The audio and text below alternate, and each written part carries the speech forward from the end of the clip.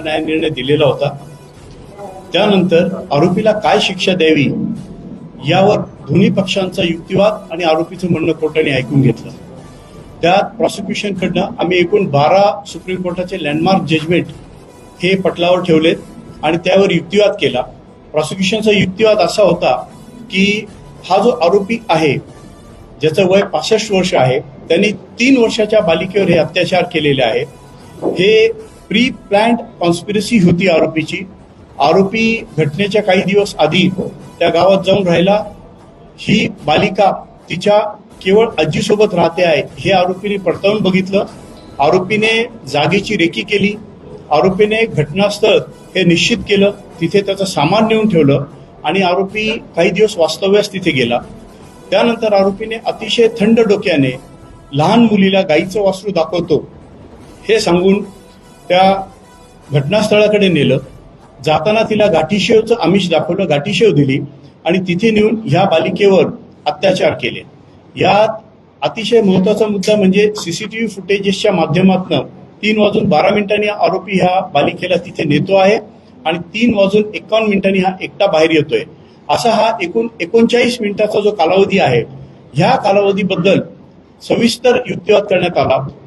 यासोबत आरोपीचे वैद्यकीय दाखले, मैताचे वैद्यकीय दाखले आणि FSL ची रिपोर्ट्स यावर अतिशय भर देण्यात आला। ह्या 39 मिनिटात ह्या बालिकेवर एकूण 18 गंभीर स्वरूपाच्या जखमा मिळून आल्या। तिच्यावर अत्याचार झालेला आहे, तिच्यावर लैंगिक अत्याचार झालेला आहे, तिच्याशी अनैतिक संभोग झालेला आहे हे प्रॉसिक्युशनने साबित केलेलं आहे।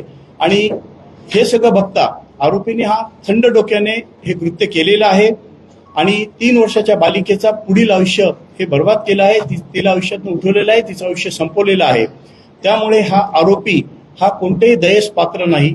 तसेच ह्या आरोपीवर यापूर्वीचे जे 2 गुन्हे होते त्या गुन्ह्यातनं तो निर्दोष मुक्त झाल्यामुळे त्याची हिंमत बळकावली आहे आणि त्यामुळे हा 3रा गुन्हा करायची त्याची हिंमत झालेली आहे। आरोपीचं जेव्हा वय 38 वर्ष होतं त्यांनी त्यावेळेस 65 वर्षाच्या महिलेवर अत्याचार केले होते आणि आता आरोपीचं वय 65 वर्ष असताना त्यांनी 3 वर्षाच्या ह्या मुलीवर अत्याचार केलेले आहे। हा सगळा घटनाक्रम बघता हा आरोपी रिफॉर्मेटिव्ह थेअरी मध्ये घेणं किंवा त्याच्यात काही रिफॉर्मेशन होईल अशा अपेक्षा ठेवणं चुकीचं ठरेल। तसंच हा जो गुन्हा आहे हा अतिशय हिनियस क्राईम आहे, अतिशय गंभीर गुन्हा आहे। क्रूरतेचा कळस आरोपीने गाठलेला आहे। याच्यात आम्ही न्यायालयाच्याही निदर्शनास आणून दिलं होतं की इव्हन या बालिकेचा मृत्यू झाल्यानंतर देखील तिच्या मृतदेहाशी देखील या आरोपीने मृतदेहावर देखील या आरोपीने अत्याचार केलेले आहेत आणि ही अतिशय पराकाष्ठा झालेली आहे। यापेक्षा वाईट काहीच असू शकत नाही। मेहरबान कोर्टाने आज या 12च्या 12 केसलांचा जिस्ट हा वाचून दाखवला। या जिस्टमध्ये जे फॅक्ट्स आहेत त्या फॅक्ट्स ह्या केसला कशा लागू होतात याबद्दल सविस्तर भाष्य केलेलं आहे आणि ह्या आरोपीला आज एकूण 3 गुन्ह्यांमध्ये मृत्यूदंड ठोठावलेला आहे। भीमराव कांबळे आता फासावर लटकायचं ह्या शब्दात कोर्टाने कन्क्लूड केलेला आहे। हा अतिशय ऐतिहासिक खटला ठरेल। हा गुन्हा 1 मे 2026 ला घडलेला आहे। 2 मे 2026 ला पहाटे ह्या गुन्ह्याची फिर्याद नोंदवण्यात आली आणि तपास सुरू करण्यात आलेला आहे। त्यानंतर केवळ 15 दिवसात म्हणजे 16 मेला एक परिपूर्ण 1200 पानी दोषारोप पत्र दाखल करण्यात आलं आहे। या दोषारोप पत्रात लास्ट सीन टुगेदरची theory, scientific evidence, medical evidence, FSLचा एव्हिडन्स आणि DNA प्रोफाइलिंग हे महत्वाचे मुद्दे होते। त्या आधारे हे दोषारोप पत्र दाखल करण्यात आलं आहे। हे दोषारोप पत्र दाखल करण्यात आल्यानंतर 28 मेला आरोपी विरुद्ध दोष निश्चिती करण्यात आली आणि त्यानंतर 29 मे पासून या खटल्याची सुरुवात झाली आणि एकूण 16 वर्किंग डेज मध्ये प्रॉसिक्युशनकडनं 55 साक्षीदार तपासण्यात आले आणि आज ह्या केसचा हा ऐतिहासिक निकाल आलेला आहे। आज या निकालाचं वाचन करताना कोर्टाने स्पष्ट असं म्हटलं आहे की ऍग्रिगेटिंग सर्कमस्टन्सेस अँड मिटिगेटिंग सर्कमस्टन्सेसवर कोर्टाने सविस्तर भाष्य केलेलं आहे की आरोपी केवळ 65 वर्षाचा आहे ही एकच बाब आरोपीच्या लाभात जाते, परंतु त्याचं विवेचन कोर्टाने असं केलेलं आहे की 65 वर्षाच्या वयात देखील याची ही वासना, याची ही लस्ट जी आहे, या लस्टची वासनेची भूक ही संपलेली नाही. त्यामुळे या मोकळं सोडलं की याला जर जन्मठेपेची शिक्षा दिली तर हा समाजासाठी हा अतिशय घातक ठरू शकतो. ही जी घटना आहे हे थंड डोक्याने विचारपूर्वक केलेला खून आणि लहान मुलीवर केलेले अत्याचार आहे. ही घटना समाजाला हलवून टाकणारी आहे. तसंच ज्युडिशियस कॉन्शियसला देखील ही घटना अतिशय धक्का देणारी आहे असं निकालात नमूद करण्यात आलं आहे. एकूण 137 पानांचं निकालपत्र आहे. त्याचा जिस्ट आज कोर्टाने वाचून दाखवलेला आहे. कोर्टाने निकालपत्रात असंही म्हटलं आहे की सोसायटी आणि ज्युडिशियल कॉन्शियसला अतिशय धक्का देणारी ही घटना आहे. कोर्टाने हे म्हटलं आहे की महिलांवर होणारे अत्याचार विचारात घेता शासनाने कायद्यात वेगवेगळ्या अमेंडमेंट्स केल्या, पॉस्को ऍक्ट सारख्या कायद्यांची निर्मिती केली, परंतु दुर्दैवाने पॉस्को ऍक्टला जे अभिप्रेत आहे तसं जलद गतीने न्यायनिवाडे झाले नाहीत. याचा परिणाम असा झाला आहे की तपास करणारे तपासी अंमलदार बदलून गेले, साक्षीदारांच्या स्मृतीत विस्मरण झालं आहे. त्यामुळे पाहिजे तसा पुरावा पुढे येत नाही, साक्षीदार मिळून येत नाही आणि याचा निश्चित आरोपी पक्षांना नेहमी फायदा होत गेलेला आहे. परंतु हा खटला एक दुर्मिळ खटला म्हणता येईल की ज्या खटल्यात 16 दिवसात 55 साक्षीदारांची साक्ष नोंदवलेली आहे.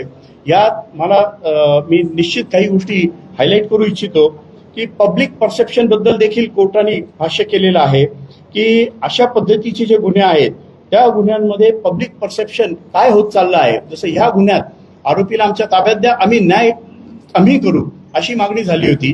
कोर्टाने जजमेंटमध्ये असं म्हटलं आहे की जेव्हा पब्लिक परसेप्शन येतं, पब्लिक रोष एवढा होतोय, समाजाचा राग एवढा उडवतो की आम्हाला न्याय करू द्या, यापेक्षा समाजासाठी घातक काही ठरू शकत नाही.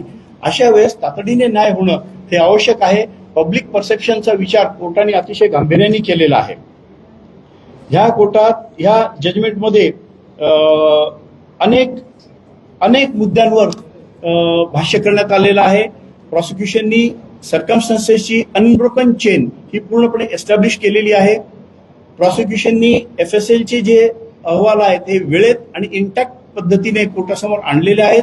प्रॉसिक्युशननी FSLचे अधिकारी असतील, वैद्यकीय अधिकारी असतील, न्यायवैद्यकीय शाळेचे जे मेंबर्स असतील त्यांची साक्ष कोर्टात नोंदवलेली आहे.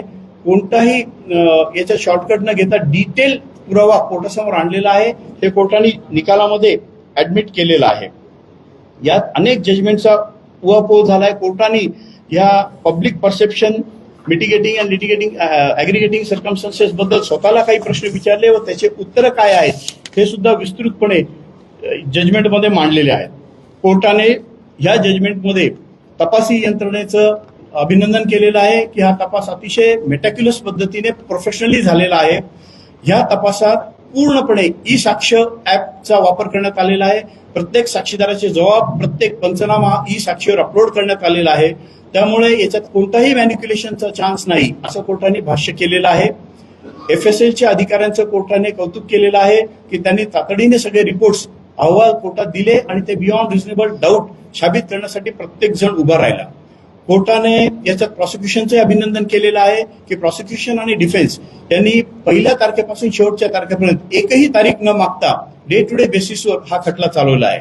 विशेषतः कोर्टाने साक्षीदारांचं देखील अभिनंदन केलेलं आहे की आजच्या परिस्थितीत साक्षीदारांना शोधणं आणि साक्षीदारांना कोर्टापर्यंत आणणं हा जेव्हा एक जिकिरीचा टास्क झालेला आहे, असं असताना साक्ष देण्यासाठी, त्या चिमुकलीला न्याय देण्यासाठी साक्षीदार रांगा लावून कोर्टात हजर आहेत. आणि ह्या केसमधलं एक वैशिष्ट्य आहे की एक दिवस असा होता की मॅक्सिमम एका दिवसात 10 साक्षीदार तपासण्यात आलेले आहे, ज्यात काही लहान मुलं पण आहे. त्यांची साक्ष कोर्टासमोर आणलेली आहे. प्रॉसिक्युशनकडनं प्रत्येक वेळेस ई साक्ष ऍप ओपन करण्याचा कोर्टाला ऑप्शन ओपन ठेवला आहे. जिथे कुठे शंकेला वाव असेल तिथे ते ई साक्ष ऍपवरनं हा तपास अतिशय नॅचरल कोर्समध्ये झालेला आहे हे प्रॉसिक्युशन तर्फे कोर्टाला दाखवून देण्यात आलेलं आहे. कोर्टाचा स्टाफ, कोर्टाचा बाकी स्टाफ आणि ह्या प्रॉसिक्युशनमध्ये प्रॉसिक्युशनसाठी जे मदत करणारे लोक आहेत त्या सगळ्यांचं कोर्टाने कौतुक केलेलं आहे. काही वेळातच हे जजमेंट आपल्या हातात मिळेल. यात कोर्टाने लास्ट सीन टुगेदरची थिअरी प्रॉसिक्युशनने बियॉन्ड रिझनेबल डाऊट प्रूव्ह केलेली आहे असं भाष्य केलेलं आहे. याच्यात ही लहान मुलगी हसत खेळत त्या आरोपीबरोबर जात होती आणि तिला माहित नव्हतं की पुढच्या काही मिनिटात तिचं आयुष्य संपणार आहे. अशा याच्यात त्या लहान मुलीने ह्या आरोपीवर विश्वास ठेवून आरोपीबरोबर ती गेली आणि आरोपीने विश्वासघात केलेला आहे यावर कोर्टाने सविस्तर कथन केलेलं आहे. यात आम्ही प्रॉसिक्युशन एजन्सी, इन्व्हेस्टिगेटिंग एजन्सी तर्फे आम्ही सर्व कोर्टाचे देखील आभारी आहोत की विशेषतः या न्यायालयाने त्यांची उन्हाळी सुट्टी ही रद्द करून स्वतः रिझ्यूम होऊन पूर्ण वेळ सकाळी 11 ते संध्याकाळी 6-6:30 वाजेपर्यंत ह्या खटल्याचं कामकाज नॉनस्टॉप चालायचं. फक्त मधला एक ब्रेक कोर्टाने घेतलेला आहे.